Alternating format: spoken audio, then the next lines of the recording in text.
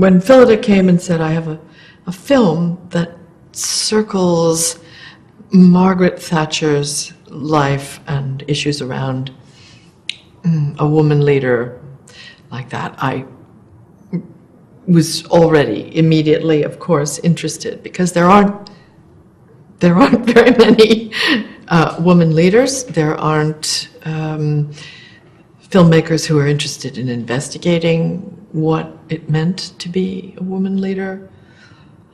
And so I was really, really interested.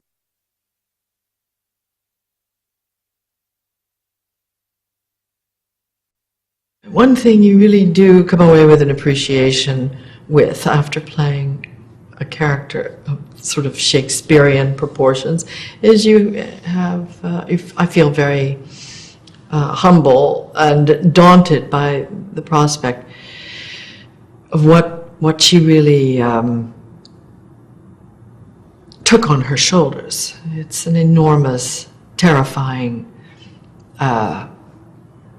devastating position to be consigning people to life or death, and then to put your head on the pillow at night. People think, you know, there is no toll, and we do look at public figures as if they're monsters or gods, and you know, the truth is everybody falls sort of in the middle.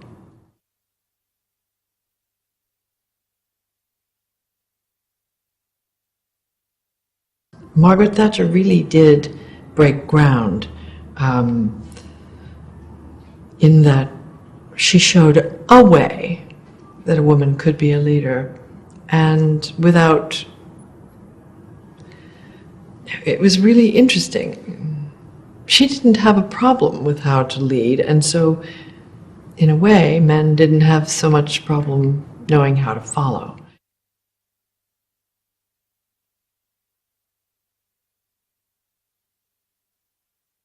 Well, I didn't come into the film with a political agenda about Margaret Thatcher. I honestly knew quite shockingly little about her policies. I knew that they were in line with many of President Reagan's policies, and with which I was more familiar.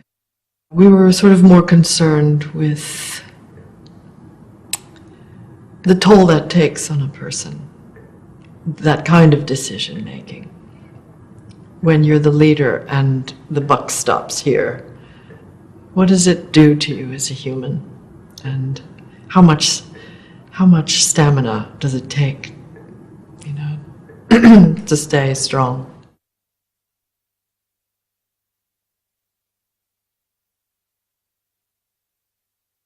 Jim Broadbent is so deeply funny, and I,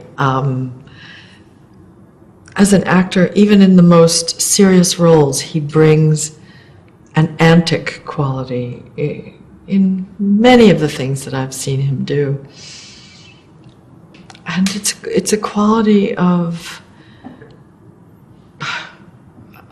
a tender kind of humanity that's just very touching. I was so glad when he agreed to come on board, because we owe him the heart and soul of the film, I feel.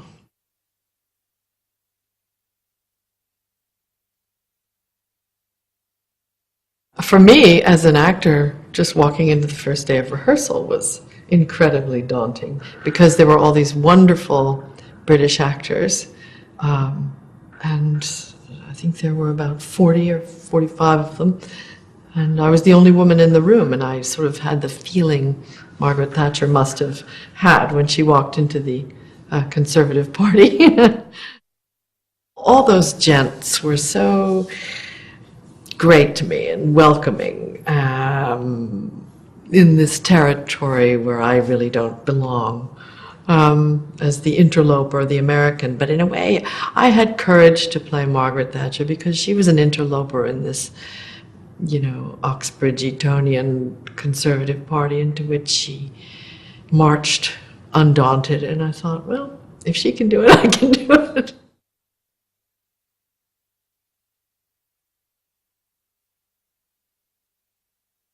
Anthony is a gorgeous actor, and so he's someone who's personally so compelling, but he plays a modest man so beautifully and with such humility that I thought that was great.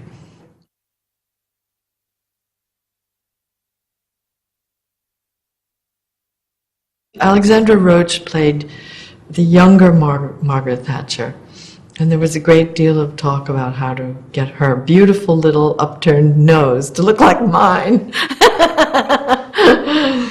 But she was game, and she's a lovely, lovely actress. I just think that the relationship that she had with Harry, who plays the young Dennis, was really wonderful. And the care they took with sort of trying to make those young people have the flavor of the older ones. You know, I thought that was great. Really, really good work.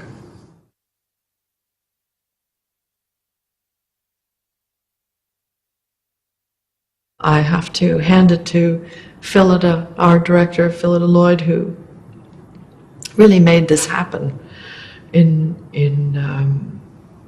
almost inexplicable ways. I don't know how she quite achieved it. I think her greatest qualities as a director, I mean, there sort of isn't a department in which she doesn't have absolutely the best attributes. She has great patience. She has great clarity of mind. She never veered from the film that we all had discussed years before making. She never veered from that vision during the course of the film. And often filmmaking is so weirdly visceral that you can start out to make a film and then it'll morph into something else, and you throw up your hands and say, well, it just got out of the barn, you know. It is something else. But that didn't happen with us.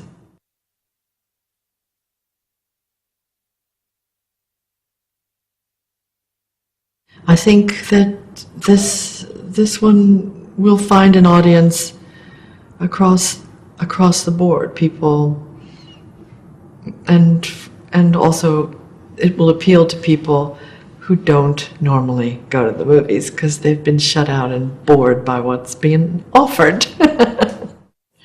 I think if the film succeeds, it succeeds because certain very pressurized and important and tension-filled moments of her political life have equal weight with moments in her personal life that also had great reverberation for her as a human being.